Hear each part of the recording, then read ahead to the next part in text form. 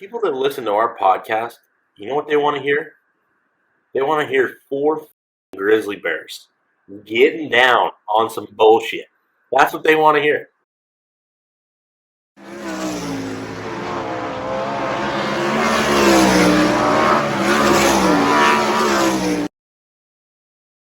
Welcome to the Drivers Project podcast, featuring hosts Dominic Selzy, JJ Hickle, Sam Hafertepe Jr., and myself, Daryl Turford. The Drivers Project podcast is brought to you by Kaiser Aluminum Wheels. Be wiser, buy Kaiser. We're back with another Drivers Project podcast, and last week we felt it was pretty important to go through the Knoxville Nationals. This week we've actually got the Knoxville Nationals winner who's been doing the rounds of podcasts and YouTube and shows all over the place. As generally happens when you're friggin' 18 years old and you're on top of the sprint car world. We have Ryan Timms with us, Sam is with us, and JJ's with us. Ryan, could you take us, we usually kind of do an update with everyone through the weekend. Take us through your last weekend. Yeah, we ran Jackson Saturday at the Outlaw Show, and then Houston Sunday. Jackson didn't go very well. I think we qualified 15th and then started 16th around there, and then finished 8th or 9th. And we just tried some stuff. Clearly didn't work. And then Houston, we ended up winning. And so, yeah. JJ, you did some racing not in your own car and not in the Morrow car. Yeah, I went down to Missouri and drove the Terry Dukes car and had a good time. He put together kind of a two-car effort with Cam Sorrells driving the one, and then he let me bring my crew chief, Blake Cook, and we went and raced Lakeside the first night. It was super fast, like real wet all night, really fast and hooked up, and we went 7th to 3rd and actually picked up the hard charger, which I thought was kind of funny and kind of showed how hooked up it was. And then we went to Lucas Oil and had a really good car. We started 4th in the feature, and they tilled up the track pretty good, like down the straightaway and through the corner before the race started. And we only packed it in a little bit, and we went green, like going down the back chute. It was just kind of like getting shot with a shotgun. And going into 3, the brake pedal went to the floor, and I knew we got the left front brake line ripped off and just kind of floated around. I was able to run top 5 for a while when the track was around the top, but as soon as it went to the middle bottom, we just kind of floundered and finished 7th, but was happy it was over and had fun racing with Terry. He's awesome, and bringing Blake along. It was a fun little road trip to Missouri. Now, the people on our podcast have had a pile of success at Lakeside. Sam's won a bunch there. JJ, you got your first ASCS win there, if I'm not mistaken. Was someone else making his ASCS debut that night? Yeah, pretty sure. Something like that. I was like, that's whenever Ryan was there. Was that your first ASCS race, First Ryan? night in a sprint car, wasn't it? It was my first ever 360 race. I think all I had done before that was hot lap Dwayne Johnson's 305 at Ardmore, and then I ran Jeff Stoss's 305 at somewhere in Oklahoma. I can't remember where. But yeah, that was my first big time sprint car race. I don't know if it was that night, but I remember it being at Lakeside. I think we were in the B main, we rolled out for the B, and something went wrong. We didn't even start the B, so. I'm pretty sure it was Sam, that night. That's funny because I remember his dad one time was like, first night ever we went sprint car racing. He's like, you won over Ian Madsen. I had no idea who you were, and I've kind of liked you ever since. And it's just like, and now you saying that was your first ever sprint car race and doing what you're doing, it's like, man, I feel ashamed of myself. Come on, JJ. Sam, you had an up and down weekend. You're in Colorado right now. Yeah, we're actually got a lot of hospitality from the Gossels. Let us stay at their place, and super, super good people allowing us to stay here and use their shop and making us dinner every night. We're living high on the hog for sure out in we're just north of Denver in Fort Collins, Colorado. So definitely having a good time out here, and nice to meet people like that. Now I hear there's a pretty big show coming up in Montana, and there's like a 10 card that's planning to come on down and try and steal your money. I mean, they probably have about as good a chance of anybody. They're coming off a pretty big high off of Nationals, and And honestly, we usually don't run very good at that place. So we got our work cut out for us. That's for sure. So normally I lay out a whole script or layout to the pod, and as Sam or JJ said, as they hopped on, that they wanted to try and do this off the cuff. So we'll try doing this off the cuff. But if this sucks, we'll go back to my layout. My first question is, Ryan, the first time I ever was made aware of a Tim's was Sam driving in Houston in a modified race against the USMTS, and I remembered I saw like a five car going around with like pilot sponsorship, and that was Randy Timms, and everyone told us he was a badass. Uh, what was it like growing up with a father racing modifieds, and how come you didn't end up going in that direction? Yeah, it was great. I think from the time I was 5, 6 years old to about 10, probably even younger than that, I grew up going to the races with him every weekend, and I don't really remember a ton about it. I remember he won a lot in the modified stuff, and um, I don't know, I would just kind of ride along in the toter and go hang out with my buddies and just do racetrack kid stuff, and um, we never really, I got about 7 years old. I decided I wanted to race, and we live in Moore, Oklahoma, and there I-44 Riverside Speedway there in Oklahoma City. It was about 5 minutes from our house, and they raced micros weekly, and they had a junior sprint class there, and it kind of just made the most sense to go do that. My dad, he was still racing, so he was doing that racing and running his business, so he didn't really have a ton of time to take me racing. So we went and bought me a junior sprint, and we went and practiced it, raced it a couple times, and I actually didn't like racing and quit for about 3 or 4 years, and then randomly one day I decided I wanted to try it again, and he bought me another car after he got rid of that one, and I think it was actually Grady Mercer's winning shootout car that year, I believe, and um, he he had a guy, Mike Morrison was his name, Stumpy we call him. He worked at Western Flyer. He took me around racing, and um, well, I mean, just to I-44. We go to I-44 every weekend and race, just making laps, nothing. We weren't competitive or anything. And then Billy Lawhead was a friend of Mike Morrison's through, I don't know, some weird connection, and it was just a really odd coincidence. And um, yes, Mike asked Billy if he could come out and set the car up for a weekend and kind of coach me a little bit. And he came out and did it, and I don't know. I think he probably hung around for 5 races or something, and one day my dad asked him if he would ever consider doing this full time, and um, getting a bigger truck and trailer and going around the country traveling with a junior sprint, and pretty much doing a national tour of the junior sprint. And um, Billy, it was just Billy doing everything, and he drive the truck, maintenance the car, get it ready to go, do everything, and he took me around the country doing that, and then we kind of slowly moved up to the micro ranks. Now, I feel like I'm starting to see a trend where like the micro sprint guys do start traveling a lot. Were you guys pretty ahead of the time there, or was that starting to become commonplace? Um, I would say we were pretty ahead of the time.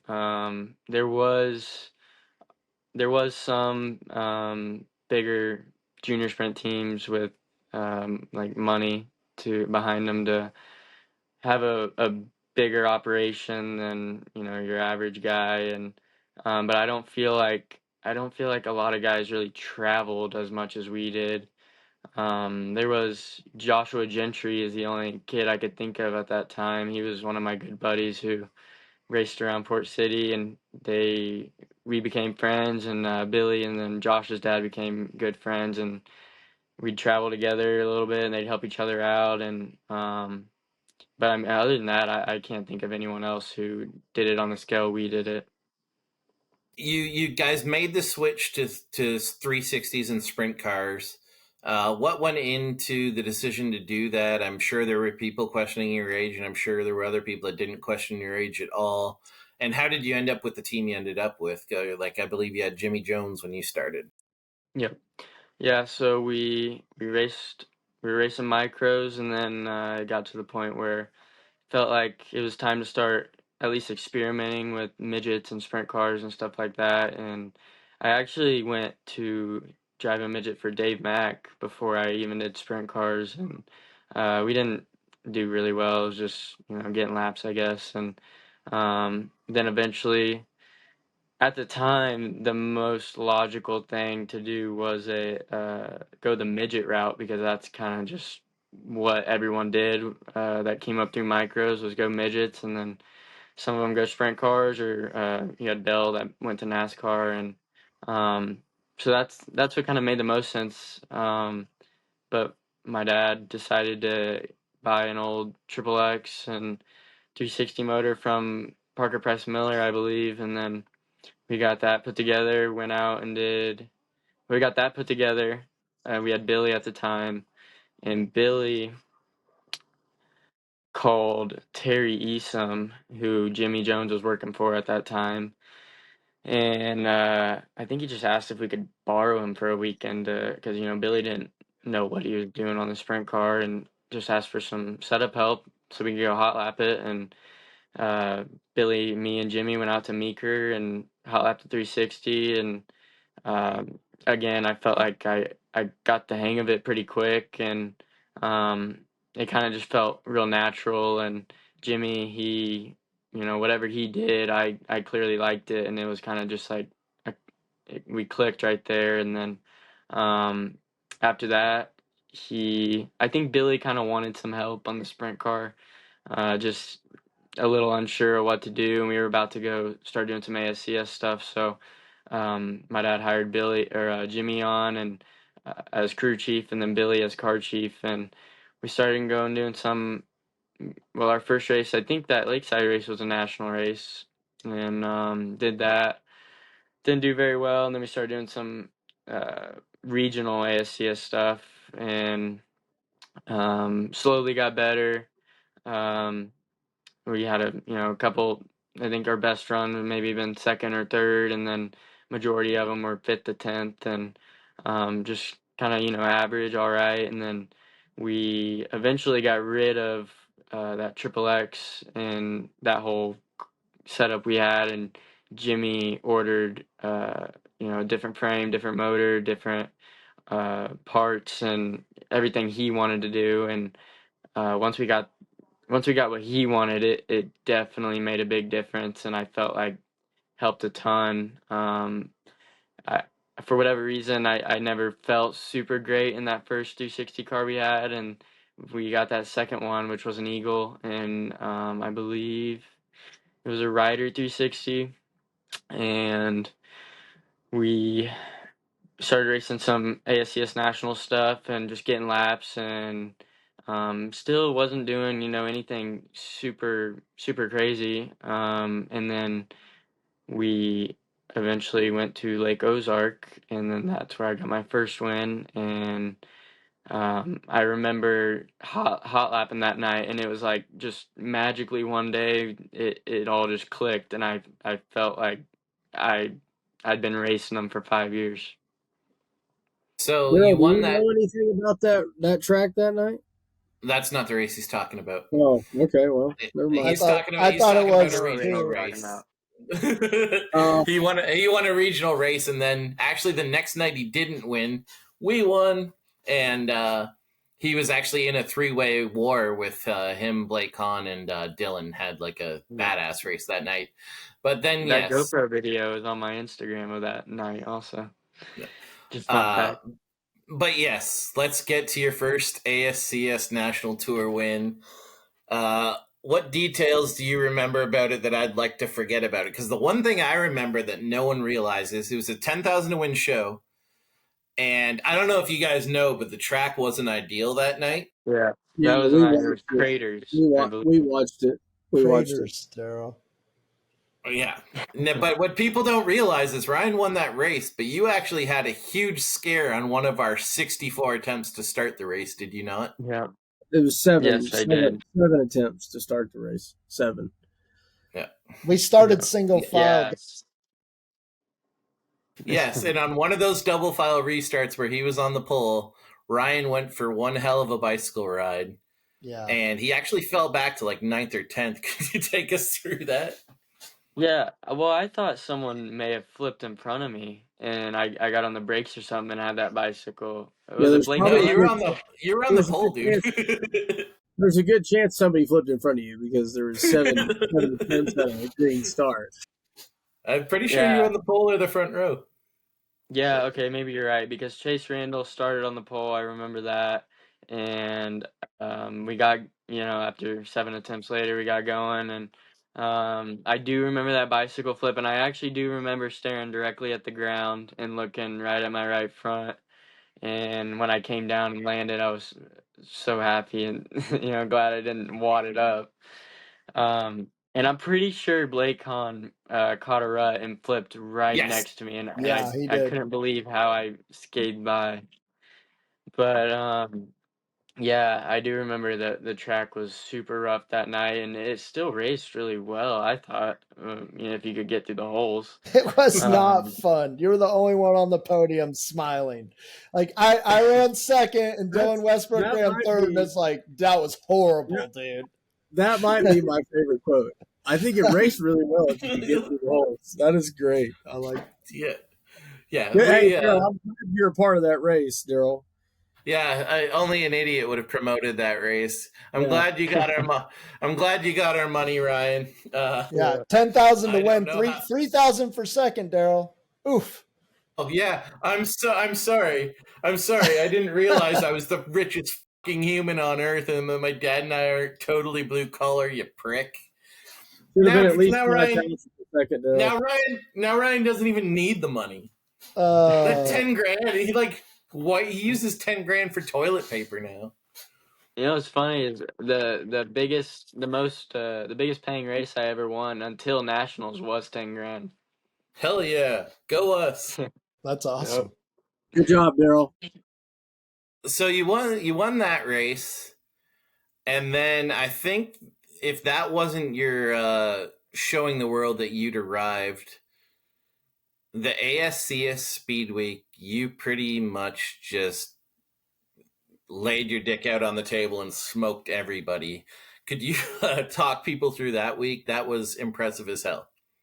Yeah, it was very unexpected for sure, and I'd say that was the week that kind of put my name out there as a sprint car driver, Ryan Timms, and so we ran second. I led every lap at Riverside, or not Riverside, the first night wherever that was, somewhere in Arkansas, I think, and led every lap. Got passed on the Batesville. last lap by Batesville, yeah. Batesville, yep, by Dale Howard, and ran second there. And then the next night, Howard Moore came in there, kamikazed me, and I spun him out the next corner. I think That's running right. third. Just mad in the moment, and Forgot I got about sent to the that. back. Got sent to the back for that, and I think it rubbered right after that, and I ended up about 15th or 18th or something. They Your sent you memory's to the good? back for, hold on. They sent you to the back for spinning a guy out. Yeah, dude, it was pretty Bush bad. League. No, I told Matt Ward, I'm like, dude, you can't judge, like, you don't even know what happened the Yeah, corner that's what I before. mean. Like, It was why a would you bad guys call. do that? Yeah, that's Oh, not. I thought you meant Ryan not a- smashing the guy. Yeah. I completely forgot about that. That's funny. I That's remember that awesome. now that you say Yeah, it. you don't get sent to the back for that shit. Come on. All right, so then what happened?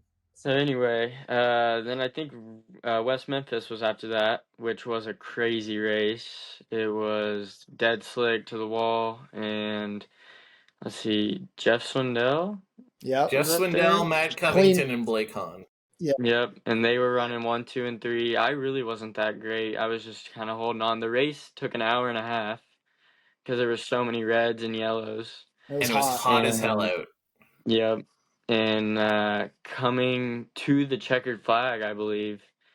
I don't even remember who slid who, but Jeff Swindell just everyone wrecked. Yeah. Jeff Swindell, slid Matt Covington, and Blake Hahn had nowhere to go. The three of them wrecked. The gear oil came out of Blake Hahn's rear end and burned his face. And you giggled as you drove by to win the race from fourth. Yeah. Well, we had a restart, and then we won. Yes. Yeah. And then after that, I don't even remember what the rest of that week that well. Caney, you won Caney in one of the races, right? What's that? Caney, you won Caney, right? I think West Dillon won. We won. You won Creek. We won. You won Creek, I know that. Second, you ran second at Caney then. Yep, second at Caney. Yeah, JJ spun out running second to Ryan at Creek. I think that's why JJ remembers that. JJ, what happened there, JJ? What happened? What'd you do there? Got in hot and just lost the thing. Haven't spun out all that much. Just got to run over and stepped on it, or what? Yeah, exactly. Just trying hard and spun it out. And then nobody around me kept her going, and they threw the yellow, and I went to the back, and I was a sad dog. And then another bad call by Matt Ward. That one was Terry Maddox, but yeah, I think so. Oh, Terry Maddox. Oh, Terry. Sorry, Matt Ward. And then at the finale, we were at Outlaw, and Alex and I had been really, really fast. And JJ came up to me after our heat, and JJ was like, I think you guys might have a shot at your first win tonight if the draw goes well. And I said, well, the draw went well. We drew the 2. But fuck, Tim's drew the pole. We drew the 1 or the 2. It was you guys were leading the first 5 laps or so. I do remember that. And then she was I got fast. higher and won. So what happened that night? Did you accidentally turn a wrench the right way or what? Yeah, it's accident. Sorry. Does that sound familiar, Sam? She was leading early and ran 4th late. Same trend, just it wasn't as drastic as usual. I know another guy that did the same thing in a Daryl worked on car. Yeah. I noticed since all that heckling started, she Joe was able Gertie to salvage a top. Yeah, but she was able to. Go ahead. No, I'm being an idiot. You go. I was just gonna say my favorite race of that week was 81, and Colton Hardy was leading, and I think I started like 15th or something, way in the back, and I wasn't any good the whole race, or I mean I was all right, and then I found the bottom at about past halfway at some point, and got underneath Colton Hardy on the white flag for the lead. It slid him. He slid me back, and then he got into the wall and went over. Yeah, dude, Ryan, I led 27 laps of that race. Just minding my own business around the top, or probably not that many, but I was leading with like 2 or 3 to go. And then Colton Hardy threw this kamikaze slider, and then we like start racing each other, and Ryan just blows both our doors off, and then he just like blows it in, hits the wall and flips. And it was like, now we ran second. It was so insane. Like everybody was just running around the top the whole race, and then just the 5 car passed us like it was rubber down there. But I'm glad that you remember passing Colton Hardy, because that is who you passed. But man, that race broke my heart. So I'm glad it was your favorite one. Yeah. I was going to say, I felt like I remember seeing you up there, but it's a little blurry. He passed you so fast he didn't remember you were running second. Well, the 2021 Speed Weeks, like every one of those races, like, yep, smashed me there. Yep, broke our heart there. Like, man, we were doing pretty good in 2021 until Speed Week came along. Yeah. Now, what was really weird about that is like people started to really know you nationally, but we didn't really see you even threaten for an ASCS win from then on. And really, if you go through your numbers, if I recall, you didn't really win a lot. And then you actually won the 50 lapper at Trophy Cup. What kind of happened there? Why do you think you fell off there? To be 100% honest, that time is really blurry for me, and I don't remember it super well. I remember Trophy Cup on really well. I thought after Speed Week we started to do some 410 stuff and started racing Houston's and kind of just any Jacksonville, MOA stuff, just anything we could because of my age at the time.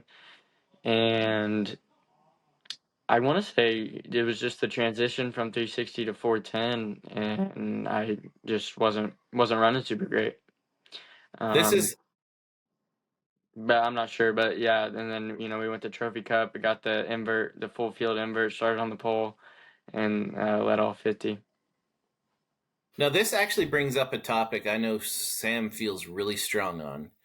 Um, Sam feels like probably at some point you should run a 360. I think I'm paraphrasing this right for Sam, but he feels like young kids like you should immediately get into a 410 right away. Sam, could you kind of talk about your feelings there? And then Ryan, could you say if Sam was right in your case? Yeah, I mean, I think a 360 is a good jump for a guy, but then like I feel like if that guy looks like he has promise, I think to keep him in there too long, it just develops too many bad habits if you're going to be successful running 410s or going to that next level. We just see it too many times, there's a lot of 360 racers that never make the transition, and I think what happens is they get locked into that speed and that feel and the heavy motor. And then I feel like if you get a younger guy, like if he has the ability to and the option to jump into that 410 early on, I think it's just instrumental in these guys making that step. Like I feel like it's you can plateau pretty quick in the 360 and then to roll into the 410 if you can get into that fast enough. I feel like it just makes you so much better going forward if that's your goal or that's your ambition. Yeah, I agree with that. That's why I think, and I want to say after the ASCS Speed Week, that is when we got into the 410s because Jimmy was always. I can hear him say it in my head still. Bad habits. He'd always say bad habits. 360s make bad habits for the 410, and we need to get moved up. So I'm pretty sure we just got moved up as quick as we could, and then I think there was just a little transition period there where it did take me a while to get used to the 410 from the 360 because it is a big difference for a guy that is used to being so much more in the track and just slower car, heavier front end, and I think the 360s are great for getting up to speed, and then once you do get up to speed and have where you can be in the top 5 consistently at whatever series, then it is critical for you to get into a 410.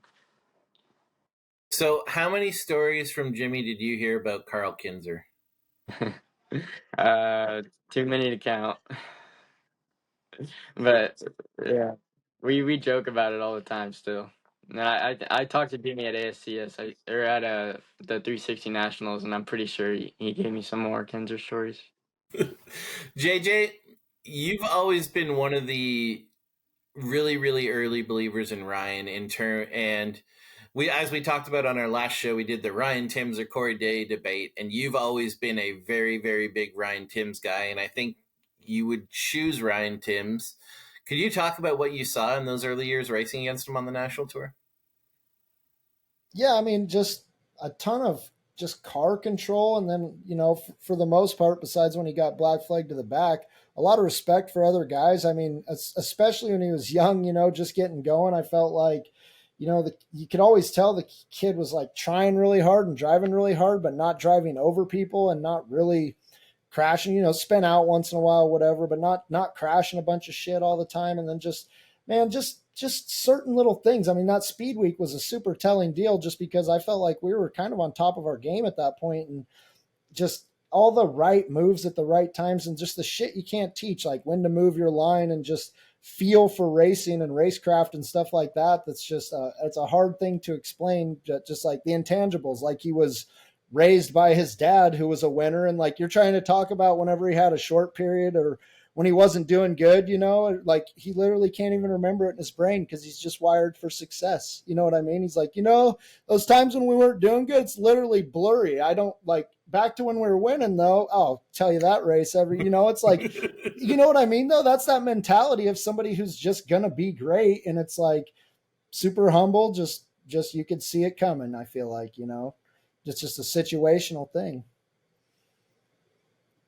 Like we saw like obviously you got like right away you got into the 410 deal, and then like when you turned old enough to actually race with the Outlaws, you ran like second, I think either your first or your second night with the Outlaws.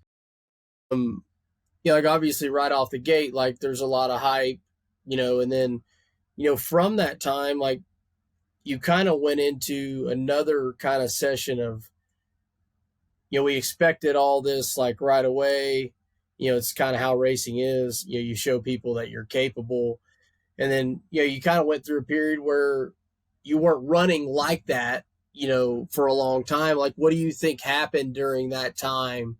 That kind of, I mean, do you feel like that night was just a good night for you, or do you feel like you guys just weren't as good after that, or was it just kind of like right time, right night for you, and then the rest of the time was like a learning period?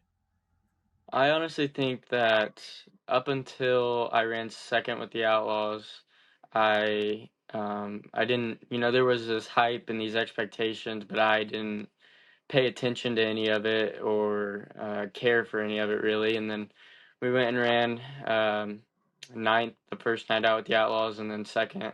And after that, I started, reading social media and started, you know, uh, kind of caring about what people think, the expectations, and I think I put a lot of pressure on myself after that to, do well. I ran second, so then it was like I felt like I had to win every race after that. And I think I just kind of folded under pressure a little bit and let it all get to my head at 16 years old. I feel like it's kind of easy to do. And it was a long, I mean, a full year, I'd say, of bad runs. And I feel like, it was me at the maybe the first half of those bad runs, and I felt like I got back to my normal, where I should be, mentality, whatever. And it was right around the tire change happened, and for whatever reason, uh, we were never good on half miles to begin with, and but then we started sucking at little bull rings, and mainly when it was slick. If it was tacky, we were always pretty good, and then when it would get dry, we'd struggle quite a bit. And I just think, I think I hate to say this, but I just feel like what I needed in the car wasn't there, and um,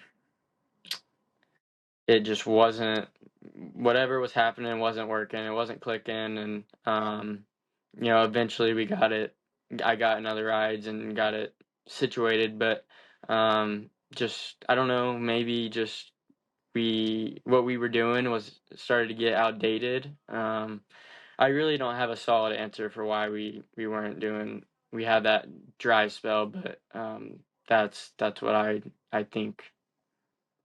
But so with that, when you got these other opportunities, obviously right away you started shining. Like, you drove Forbrick's car, you looked really good out of the gate with those guys. Like everything I feel like you got in from that moment on, you looked like you had that promise that you had, going back to when you ran second with the Outlaws.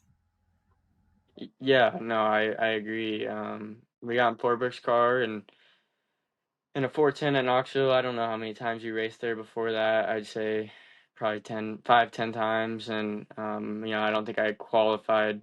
If there was 30 cars there, yeah, I definitely didn't qualify better than 15th. And, I would drive a perfect line, or at least as close to perfect as I could. And I felt like I left everything out there, but I was just 5/10 off. And then we got in Forberg's car, and I did the same thing. And I actually felt like when I got in Forberg's car, I was really messy in qualifying that night. And then I look up at the board and I'm quick time, and it was just kind of like, huh, like, is this all that's been missing? And Right, um, right. it was a big relief, really. And then from there, it started going uphill. But yeah, it was just, I don't know. It's been interesting for sure, and I got in Fort Worth car, and we went and ran Huset some too, and ran really well there. And even in my own car at Huset's, we were always really good in my own stuff, even when the Outlaws showed up. But anywhere else we went, we weren't, and it's really odd, honestly. But um, I'm glad we kind of got it figured out now. So I remember I honestly think JJ and I were standing with each other when you laid down quick time in Forbrook's car. How vindicating was that for you? Like, that had to be, like, at the time people were saying you couldn't run big tracks. Like, that had to be like a statement for you. Yeah, it kind of was. It was, like I said, just like a really big relief. Like, you don't go just get in a car that you've never driven before and go from being 16th to quick time in one race. JJ was actually, I think, the first guy to come up to me after qualifying and tell me, like, I knew you had it in you. I knew you could run half miles, and it just felt really good. I felt like this is what I really felt like it was just a car all along on half miles at least. Maybe there were a bunch of nights where it was on me, but um, yeah, half mile wise, you got to have a good car on half miles. I mean, I feel like the car is 70% of it, 60% of it at least, and if you don't have a good car, then you can't be put in the situations to succeed. You ended up joining up with Shane Liebig, and then we started to see you consistently be fast in a 410 everywhere you went. Like, I feel like I remember you in Florida being fast. I want to say at the end of the year at Charlotte, you were fast. You had some really good runs. What went into starting that team? Like, at the time, Liebig was like a run Knoxville, Huset's type guy. I think that's fair to say. Um, to me, the results were really shocking because he was a guy that was staying kind of local, and when he went national, normally you see those guys struggle. So what went into the team, and why do you think you were able to be so fast nationally right away? Yeah, well, it's a really pretty crazy story how it all came together. We about Knoxville National time last year. I was so that was kind of like the beginning of when I got in Forbrick's car and the end of our long bad run, and I was so beat down. I was just over it. Not you run bad so much, you're not gonna have fun, and I was considering maybe trying something else and stepping away from racing. And then my dad, he kind of laid out all my options for me, like, if you don't want to race, so you can go do this, or I can tell you, or I can step away and let you go find rides and figure it out. And he ended up calling Charlie Fisher one day and telling him, he's tired of running bad. I'm tired of it. We want to try to find someone else's car to just go see what the difference is. And we were trying to find something polar opposite of what we had, different chassis, different motor, different everything, and just see what happened.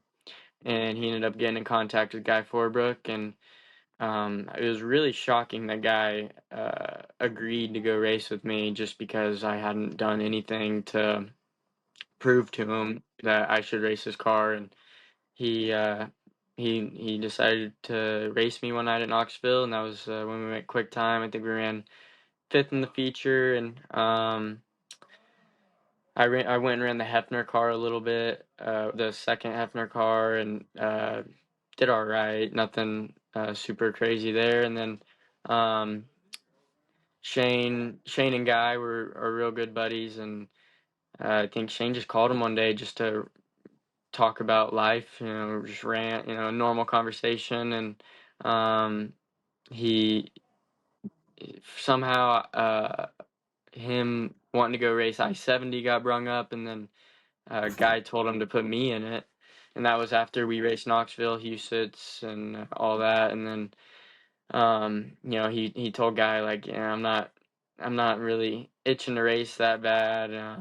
And he was just kind of real adamant about it and kept pushing on it. And he gave Shane my dad's number to call him, for Shane to call my dad. And Guy told my dad that Shane was gonna call him, and uh, my dad wanted Shane's number so he could call him instead. And then come to find out later, I don't think Shane was ever gonna call him, just because he didn't feel like going and racing. And then my dad called him, and I think my dad pushed pretty hard to go race I-70 with me, and he finally, folded. And we met him in a hotel parking lot 10 minutes from the track. And they we all well they put my seat in for me. And then we went and raced that night, and it was a high limit race, and we ran second right out of the box. And up until that, I hadn't done anything for the last, aside from midgets, I hadn't done anything for a year probably. And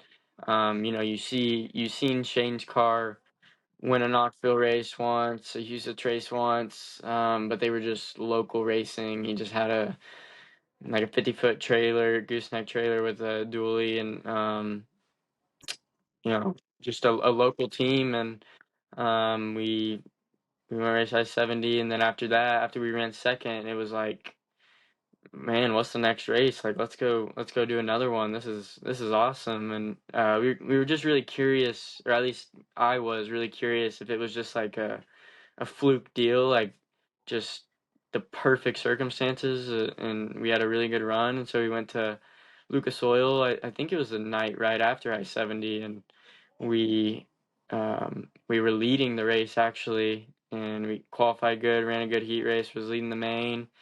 I started fourth in the main. I passed Sweet with 5 or 10 laps in, and we had a yellow, and the fuel line came loose, and I was soaked in fuel. And I pulled in, and then we went to the back and ended up ninth. But after that, it was like, man, we probably need to start thinking about maybe doing something next year. And but we were still kind of like a little unsure, like, we don't want to get, is it just a fluke deal? And so we decided to go to Texas with high limit, and we ran third and fifth both night. I think third the first night, fifth the second night.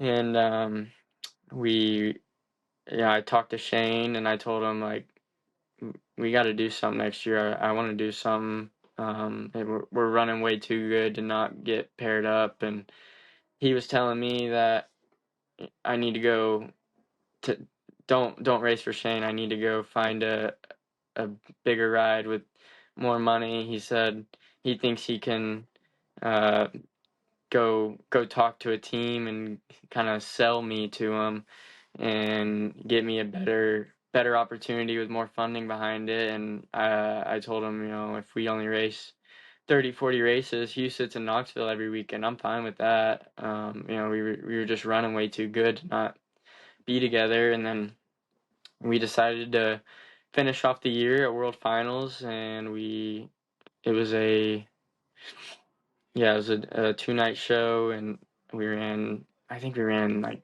15th the first night, just qualified bad, and it was a tough track to pass. And then the second night we started ninth, I believe, and then ended up fourth actually. And after that, it was like, all right, we're doing something. And we sat in the rental car after the race, and me, my dad, and Shane, and Shane kind of explained what he expected from me, and what he wanted from my dad. And then um, he wanted me to move out here and be a part of the team. And he was able to.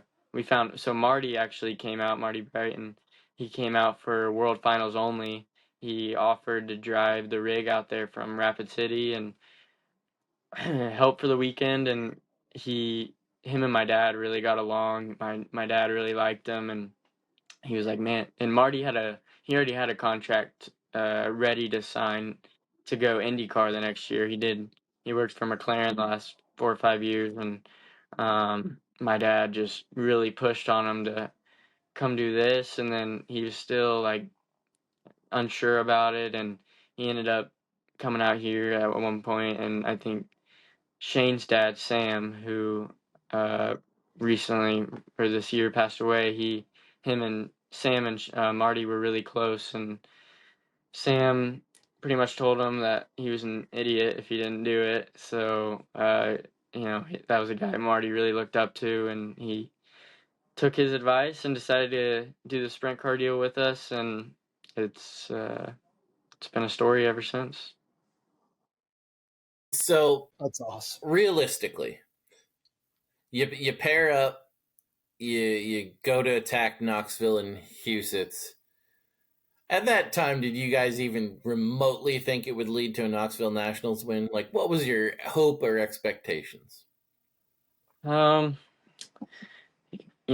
the going into the year, I was expecting, after the runs we had, I was expecting to be fast everywhere. I mean, I was expecting to, I was really confident, and I was expecting to be a top 5, top 3 car most nights at outlaw and high limit races, and we started the year off really rough. I mean, we went out to California and we got beat in the dirt pretty much, and we came back home, reset, and it was kind of like restarting almost. Like I felt like I was starting back at restarting, and Knoxville was getting ready to start, and Huset's that season, and we went to Knoxville. I think we tested there. No, I can't remember if we tested there before the season or if that was later, but we went and ran Knoxville, and if you would have saw me, well, I'm sure JJ did, but saw me race Knoxville the first time or two, it wasn't bad, but it still wasn't pretty. I looked really out of control, or I was really out of control. I just wasn't smooth. I looked like a rookie there, and we just kept working on it, and we made Knoxville Nationals the goal to win. We all believed it. I believed I could do it, and everyone on our team believed we could do it. Maybe it was a little fantasized, like you kind of got to convince yourself you can do it. It's crazy to actually think you can do it, but we just focused on Knoxville and getting better every night, and every time we showed up, I really did get better. I'd improved somewhere that I lacked the night before, and we do 2 or 3 test sessions before, not right before nationals, but throughout the season leading up to nationals, and just dedicated a bunch of time to getting better there. And even if we didn't win, we wanted to have a top 5 run. That was really the goal.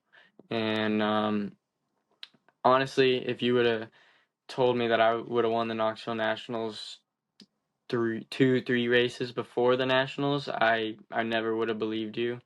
I felt like I was good there and could definitely possibly win a points championship there, but Knoxville Nationals is the pinnacle of sprint car racing.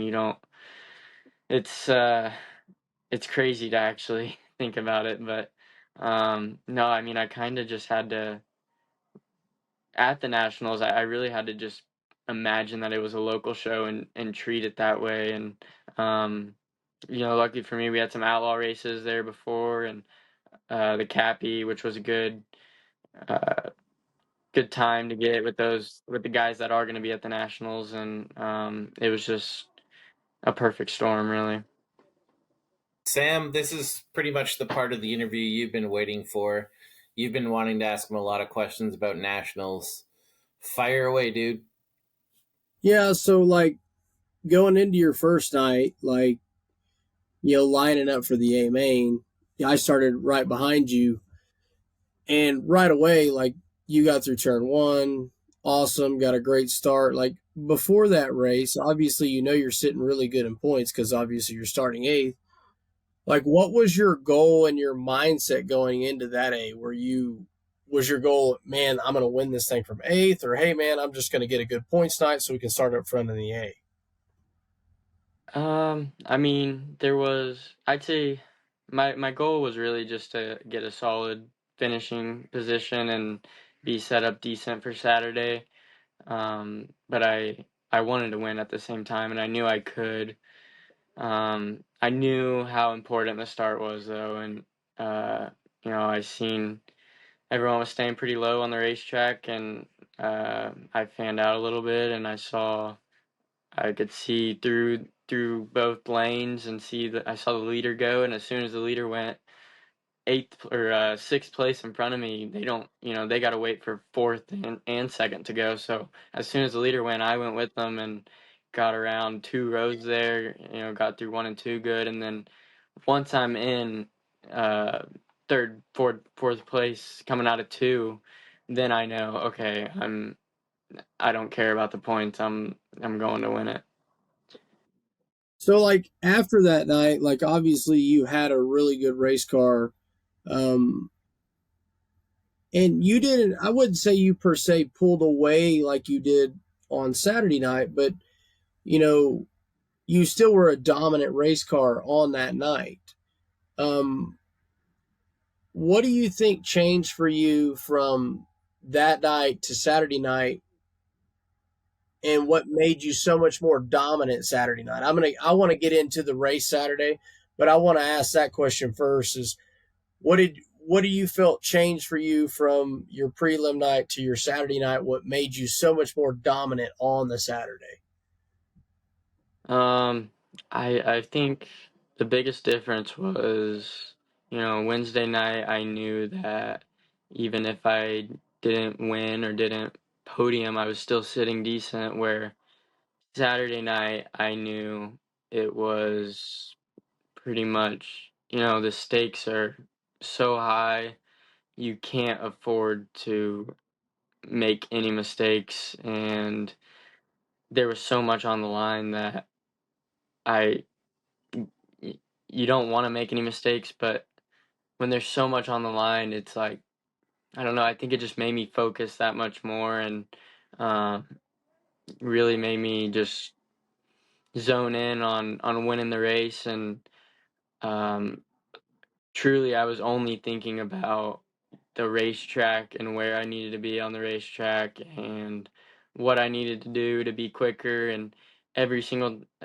time I would make a little twitch or get a little sideways, I would kind of just, remember that and don't do it again. And um, I think a lot of it was just studying, or not studying, but watching the races the two nights before that. The track was really similar on Saturday to how it was on the prelim nights, I thought, and it was a freight train around the top majority of the time. And if you can, my car it's different from a lot of, well, it's very different from a lot of other cars, and it's when it gets on the top side and you get it wound up and get going and clean air, it's really hard to catch in clean air. And I knew the biggest challenge was just getting through lap traffic good and not making any mistakes, not slowing down for them, because it's really easy to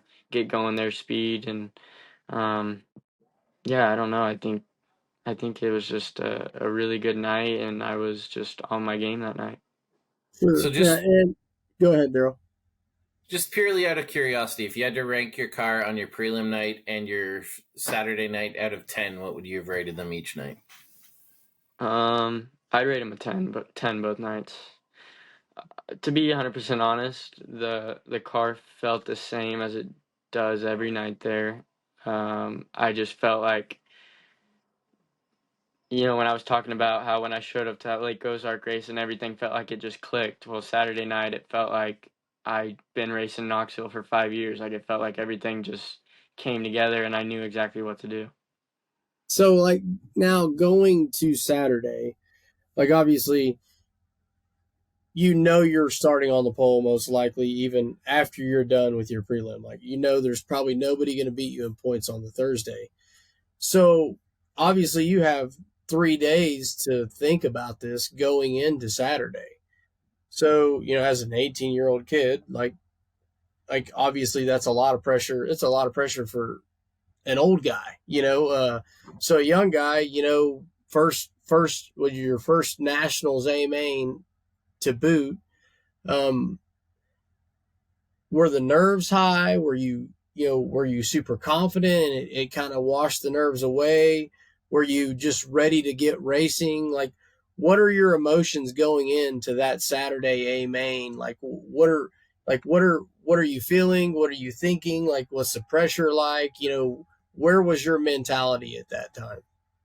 Yeah, so after Wednesday, I knew I was gonna be a top three starting spot car, and I watched on Thursday, and after the heat races, I knew I was starting no worse than second, and I knew at that point it was just thinking about I was just thinking about the start, what I'm gonna do on Saturday, or what I need to do to get a good start and get the lead going into one. And once I realized, once Macedo didn't make the top three or whatever it was, and I was on the pole, I was pretty much just only thinking about, how to get the lead going into one. And that was all the only thing I could think about up until that point. I didn't know what the track was going to be like. I didn't know, there's so many variables. I didn't know what they were going to be. And um, I just focused on getting that initial start, getting the lead going into one, and then as long as I could control the race for the first 5 laps, then I have a shot at winning it. And um, I feel like that was the key. So after y'all's hot lap session, you guys were eighth quick overall after hot laps. Did you feel like you were still good, or did you feel like maybe you guys weren't as good as you needed to be? Because obviously you're starting on the pole this thing, and being one of the fastest cars all week, then you're eighth on the board. Were you worried at all, or did you think you were still fine, or like I say, I didn't know like if that played into your mentality at all. Yeah, so I mean, leading up to it, I really like the leading up to the main Saturday. I wasn't nervous or overly excited. I was just pretty neutral, and then we get going and we get going out for hot laps, and I had a slower car in front of me, and I was running the top, and I knew it was on the bottom, but I had a slower car on the bottom, and I, for whatever reason, I tried to pass him instead of getting some room between us and getting a good time down. And I could feel the car. I knew it was good. I knew that what the time was showing wasn't our actual speed. And I came in. Shane, he seemed a little agitated about it, and I was just telling him like we got a fast car. It was just bad circumstances there. It's going to be a different game for the future. So So So go ahead, Daryl. one thing that really impressed me is I feel like I was there for a lot of your Saturday night wins at Knoxville, and I feel like a lot of them you mostly just ripped the top. But on Saturday night, you really used the bottom a lot in 1 and 2. Were you comfortable doing that, or were you yeah, surprised how effectively you were able to do that? Or I was surprised at how well. I mean, it wasn't your typical. Like I was expecting it to be ice slick from the berm to the wall, massive cushion, hardly any bottom at all. Like you're what you expect Saturday night at Knoxville Nationals. And after, I don't even remember, A main hot laps or the B main, one of the two, you could see kind of how the track was going to be, and they went out and worked it a little bit, and I had a pretty good guess that it was going to be around the bottom, at least for the first 10 laps. and first corner, I knew I could run 1 and 2 wide open, and I got the jump on the start, went into 1 and 2 wide open, and just covered the brake a little bit, and it stuck like glue down there, and then just past the center there was crumbs in the middle for really the whole race off two. So even if you did hit the berm and slide up or miss the bottom a little bit, you could just drive straight through the crumbs and up to the wall and carry just as much speed as if you were to just hit the bottom perfect. So I ran the bottom the first corner, and I felt really good, and went to the bottom in 3 and 4 on that first lap, and I think I hit it okay, but I might have skated out somewhere or something, and it felt really slow. So I knew the bottom was going to be there. After that first lap, I knew the bottom was it, and wanted to for at least the next 10 laps, and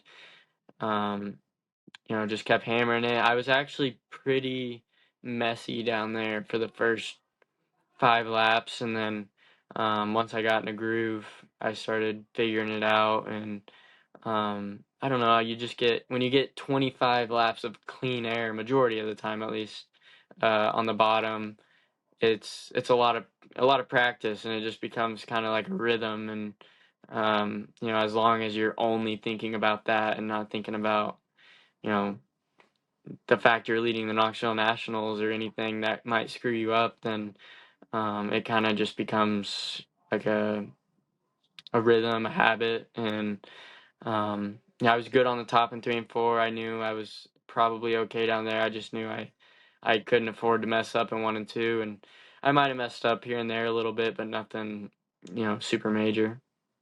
So we've talked about it a bunch, or you've been around it in the conversation so far. It sounds like you had a pretty big emphasis on the start. And I don't know JJ's thoughts, but I know Sam's, and he feels like Carson Macedo is probably about as good as starts on anybody, if not the best. What was kind of your mindset, and what was your plan for attacking Carson? Because, like I say, it sounds like you really did want the lead early. Yeah, I don't know.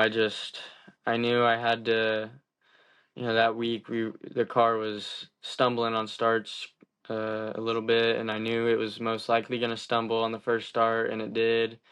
Um, I just, I don't know. I was watching Carson a little bit, and he seemed like real antsy to go.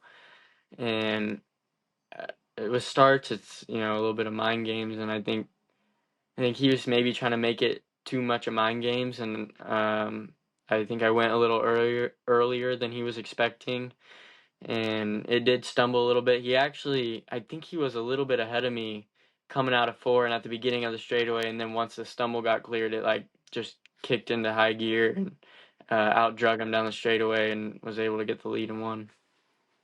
Was that a stumble, or was that the highway gear you guys always talk about running? It could be both. Either one, I don't know. Uh, Either way, it's a problem. Either way. Anyone have any other questions they want to go with for that? Yeah, so your first section, you go out, you dominate the first half of the race. And I don't know if you do. You obviously at the time you probably don't know. You're just going as hard as you can. And I mean, you're winning this race at one bit by like almost 4.5 seconds, and nobody does that at the Knoxville Nationals. We never see that. So like, obviously, like, do you feel like you're dominating out front? Did you feel like you were that far ahead, or were you like, man, I don't care how far ahead, I'm just going as hard as I can for that first half? Yeah, it was just go as hard as I can for the first half, and it actually went by super quick. I think I was just so focused on hitting my marks and running as hard as possible, and trying to be as perfect as possible, and I just kind of lost track of laps, and before I knew it, the yellow was out. I look up at the board, and it's 25 down, and we're about to pull in, and um, yeah, I had no clue how big of a lead I had. I looked up at the board a couple times, and I think they were showing me, but it was from an angle where you couldn't tell how far ahead you were, and I seen the only thing I could really think of was looking up at the board. I saw Carson was in second the whole time, and I figured if he's not showing me anything, I got to be leading by at least half a straightaway to a straightaway, and as long as I keep getting through lap traffic good, because I didn't feel like I was gonna get past in clean air, and I knew if I could just get through lap cars and use them as blockers almost, then I'd probably be okay. So at the break, you come in. What's that? 5 minutes like. You guys, you're in there. Obviously, you don't need tear offs because obviously you're out front. But you know, what's the conversation like with Shane and the team, and what was the mindset going into the second half? Were there any major changes that you guys made? Any commentary from those guys telling you how far you're out? Like, what was that like for those 5 minutes? Yeah, it felt way quicker than 5 minutes for I sure. think it was 3 minutes. They was it I think so. It anyway. was short. They didn't, or Shane didn't change anything. They put a new right rear on, new left rear on, filled it up with fuel, and then put the engine heater on because it was running a little hot. And that was about it. And he just told me, keep doing what you're doing. It's working. He said, you don't have anything to worry about or something like that. But he didn't tell me I was leading by 4.5 seconds when I came in. And yeah, I think he didn't tell me, so I didn't get comfortable or Sure. and lose the race. So I just knew to keep doing what I was doing and keep running as hard as I could. And I took my helmet off and just tried to cool down and rehydrate as quick as possible so I could have 110% for the whole 25. And um, the first 25 and the second 25 felt really the same for me. Um, the track got a little wider and a little slicker, but it was pretty much just run for your life. Yeah, because like the second, I don't know if you know this, the second half of the race on lap 29, you actually ran the fastest lap of the race on lap 29. I don't think anybody would ever guess that the Knoxville Nationals champion runs the fastest lap on lap 29. Um, but you basically went on the second half running, I mean, as hard as anybody running the top. Like a lot of guys were really struggling with the cushion through 3 and 4. A lot of guys were getting up over it, jumping over it, really struggling a lot. I think Logan Schuhart was a guy that really fell a lot of spots from it. Macedo got caught up in it a couple times. I think even Rico got up over it.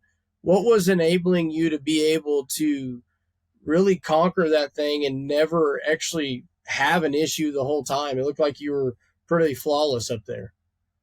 Yeah, I think keeping it straight is, the entrance of the corner was the biggest thing. Just keeping it straight. Anytime I get a little too sideways or any sort of jacked up on entry, then it makes the whole corner kind of a nightmare. And so going down the backstretch, 1 and 2 was a little bit easier for me than 3 and 4 because, like you said, the cushion was so choppy, and I mean it was thick up there, and um there was like at the beginning of the race there wasn't really a defined groove on the cushion. I didn't feel like it was kind of just put your car up there and bury it.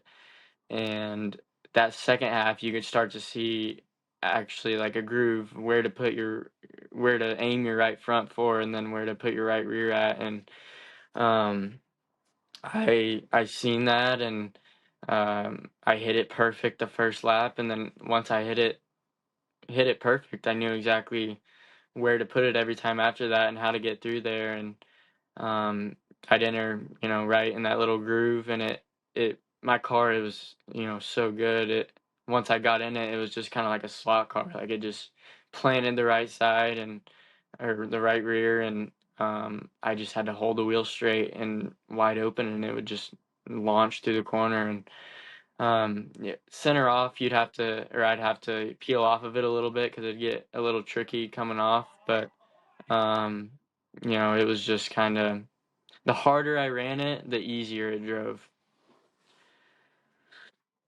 At what point did it settle in that you had the car to win? Because I think for Sam and I watching, we watched together. I think we felt as soon as you drove away from Macedo and it became clear that no one was really coming behind Macedo that fast, that it sunk into, I think Sam and I, well before halfway, that you were probably going to win the race.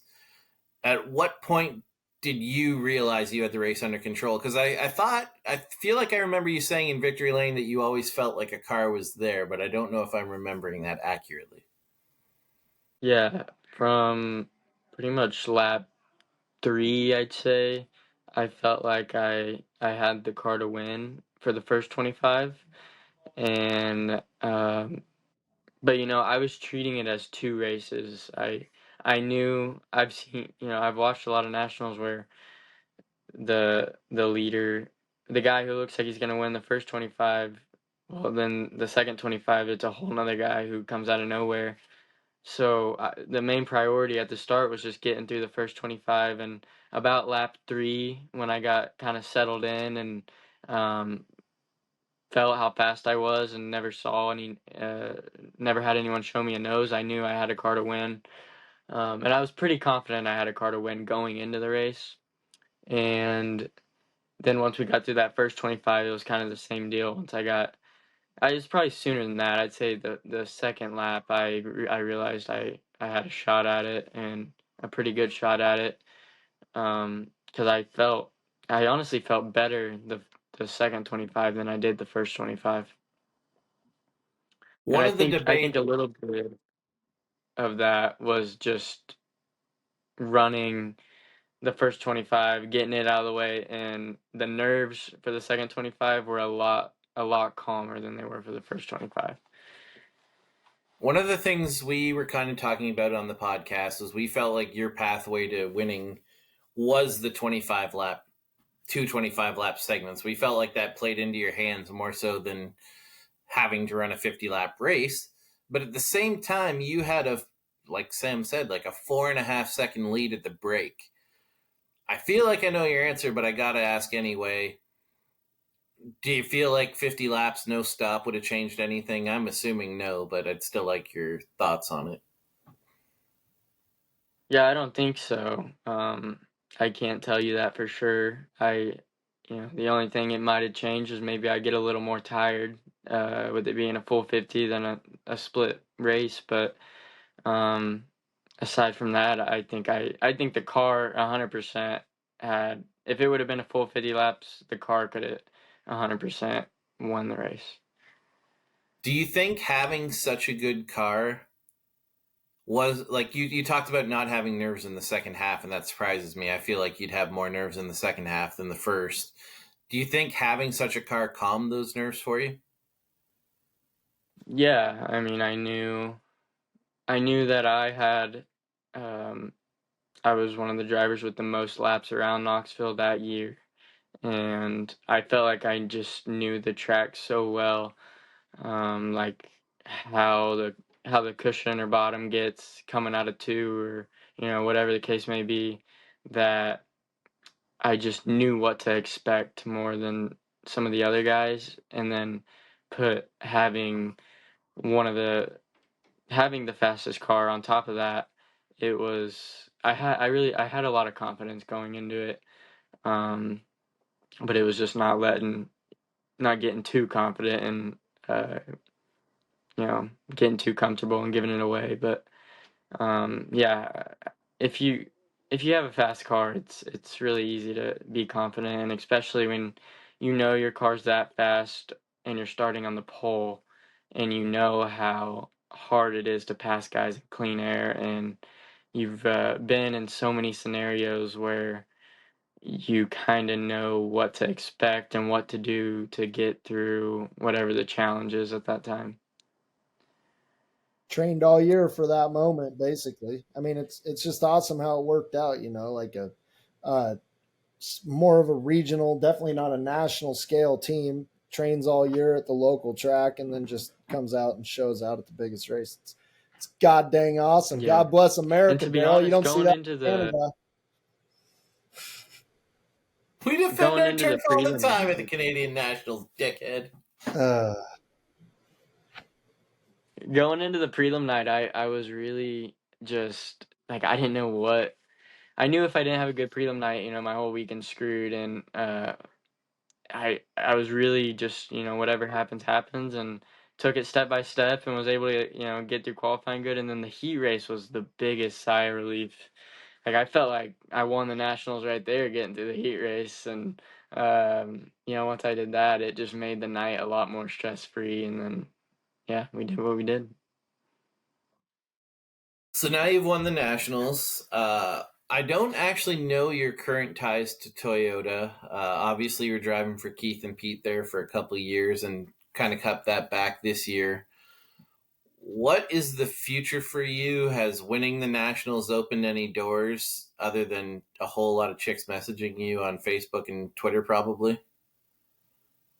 I don't have any more ties to Toyota. We, once I stepped away from the midget deal, that was all I got from them was the midget ride, and then um, I tried to get some sprint car ties to him, but nothing ever happened that way, and um, we ended up getting with Shane here, and the only I don't have any. I haven't been given any opportunity that's worth leaving the Liebig team, and I don't see myself leaving the Liebig team anytime soon. So That brings me to the next logical question. On one hand, you saw how great it was to stay home and you got like the ultimate payoff. But on the other hand, you guys have seen yourselves travel well, and now you literally know like there's not a race you can't win. Do you guys see building your team to travel, or do you feel like this is a recipe to win maybe a couple more Knoxville Nationals? I think I think this definitely is the recipe to win more nationals. Not saying we're gonna go out and win the next two Knoxville Nationals, but um, I think what we're doing right now, there's nothing wrong with it. And if racing Houston to Knoxville every weekend is the best local racing, some of the best local racing you can get, and it's Knoxville has the biggest sprint car race in the world, so to be able to train and prepare for it all year and try to show out at the biggest race of the year is not a bad deal at all. And if we could run top five consistently at the nationals every year, that would be enough. I think it'd be awesome. Obviously, I do want to be on a national tour. I really don't feel like I'm quite ready for the national tour yet, and I don't think the team is ready for that yet. But I think we just keep doing what we're doing.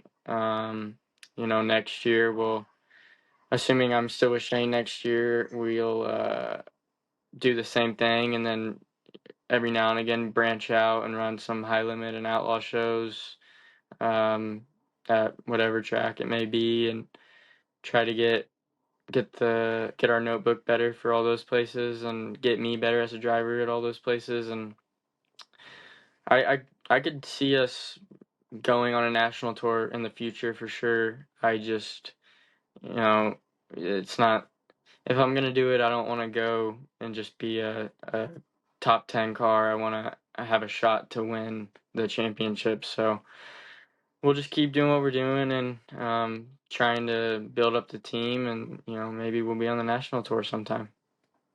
You said something there that I think really impresses me. You just won the Knoxville Nationals. You won the biggest race there is. And you talk to a lot of people and some drivers, and they'll tell you, oh man, this guy would be on the Outlaw Tour. If he could catch a break, he'd do great. You're saying you're not ready to go, like, you're not ready to race a national tour, in your opinion. Where are you lacking as a driver, in your opinion? As a driver, I feel like you know you go to so many different tracks, and there's if you're gonna do the national tour, there's just so many parts that play into it. And as a driver, I just think I don't have a wide enough variety of tracks that I've been to consistently. I've been to a lot of tracks, but I've only been to them once or twice, and I think we don't have the manpower or support really to do that yet. And I mean, that's a lot to ask from a team, and your car's got to be spot on every single night. I have to be spot on every single night. There's just so much that plays into it. I feel like I'll know when I'm ready to do it, and I just don't feel like right now is the time. Okay, does anyone else have any questions?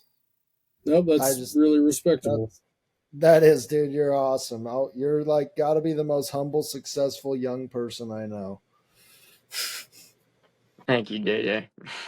Shock the world, dog. always been I day told one. I told Ryan he was going to win the Nationals at the 360 Nationals. I told him and Marty both. I was like, dude, I'm telling you, you guys are going to shock the world. Yeah. It's awesome. Yeah, you did. Quote that. Quote it. So not to brag or anything, but Ryan's told us he's wanted to be on the podcast and was hoping he would ask us at some point to be on. No big deal. Hoping we'd ask him. So since we know that you're a fan of the pod, then we like to end with talking shit. I haven't warned you at all. Do you have anything you want to talk shit about? And I might even help you with your talking shit here if you can't come up with something you want to talk shit about. I can't come up with anything. I'm completely neutral. I love everybody. No, nothing bad I want to say. Okay, there is this podcast that has like some really sexy hosts that are really good in sprint car racing. And last year they came down on you that weekend when you were running a midget, and you had like 2 wrecks in one night, and the one looked terrible. You punted a guy and drove. Yeah. What would you like to say to everybody that trashed you after all that? Well, I was really hoping everyone forgot about that. Like from that time, like obviously you're catching some flack, what do you think changed from all that? Like for you, did you say, man, I'm just going to keep driving how I drive? Or like what approach did you take? Did you try to change yourself? Did you approach it differently, or did you just kind of do what you do? I kind of just put it. I mean, it was hard to put it in the back of my head. It looked like attempted murder. Really, it was a bad night, to say the least. And I truly had no intentions of doing that, but it happened. It was overdriving, whatever you want to call it. I just kind of I didn't get on social media for the next month probably, and I just forgot about it. And the next couple nights I definitely took it a little, took it easier intentionally, and gave guys a lot more room. And after I raced about 2 or 3 nights and was just being way too friendly, and I was just like, this isn't the way to race. You can't win this way. And it happened, but it's in the past, and you just got to move on from it. And I know I'm not a dirty driver, and it happens. And I just forgot about it, moved on, kept doing what I did, and it worked out. What advice did Keith and Pete give you after that? Well, I was actually staying with Pete in his motorhome that weekend, so it was a little bit of an awkward drive to the next track. But Pete told me he said, I know that's not you, and that's not how you normally drive. He said, I don't know why that happened or why you did that, but um, keep being you and keep doing what you do, and just drive your race, and if it happens again, it happens, but just control what you can control. Yeah, I was actually really curious about how that whole deal went. Like Keith and Pete both don't say a lot, but Pete really doesn't say a lot. And Keith's normally pretty quick to the point, so I was pretty curious what Keith said. I knew Pete would have a very measured answer, but I was pretty curious what Keith said. Keith never said anything about it, but I knew. I didn't know what he was thinking, but I knew he wasn't happy about it. And I think that was kind of the time that everyone was trashing on midget racing and calling it, dirty driving. And so I walked up to Pete at the shop one day and I told him, like, hey man, I'm really sorry. I know I didn't help your the KKM reputation at all. And he just laughed about it and um told me it's all right. It is what it is. And it was probably a week or two after the incident, so I think he was over it at that point. But I think if he were to have said something to me that night, it wouldn't have been very friendly. So I felt like you felt like you sounded a little bit like you'd like to push back on everyone trashing midget racing. Is that did I read that right? Or would you like to tell people to fuck off when they trash racing or trash it like they are? Yeah, I mean, I do think that it just depends who you're racing with. And it goes that way with sprint cars too. There's some guys that race, like CB and Grant. I mean, they've been doing it forever, but you rarely see them do anything dirty. But there is more so in the. This isn't to throw shade into anyone, just how it is, but more so in the extreme series, there is a lot of hard driving, and I think it's just younger guys that want to prove to everyone that they can do it, and you see a lot of over driving a lot, and there's not really, back in the, not that I would know, but just from what I've heard, back in the day, you might get your face punched in, and now there's not really a ton of repercussion. So, I think that's just kind of how it is. But lately, I've only seen great races from midget racing. So I think midget racing's awesome, and I think it's great racing when it's, the right track, and it is clean racing. And I think it does get a lot of hate that isn't deserved, but um, I guess that kind of just comes with it when it's like a rental deal, which is what you see a lot of, but you can't blame guys for making a business out of it. Well, I think that's everything. Do you guys have any more questions for him? No, I just want to tell them it's fucking huge feat. Like, that's unbelievable. I said this before, like, there's guys that do this their whole life that hope to even get the chance to win the Knoxville Nationals, and for you to do it at 18 is just breathtaking for anybody to watch that. It was very incredible and awesome to see for you, and happy for you. Yeah, well, thank you. I appreciate it. Anything We else, love JJ? we love Ryan Timms. He knows I'm proud of him and happier than hell for him, man. It's Yeah. awesome. Yeah. Thanks for doing this, guys. Yeah. Thanks for having me on here.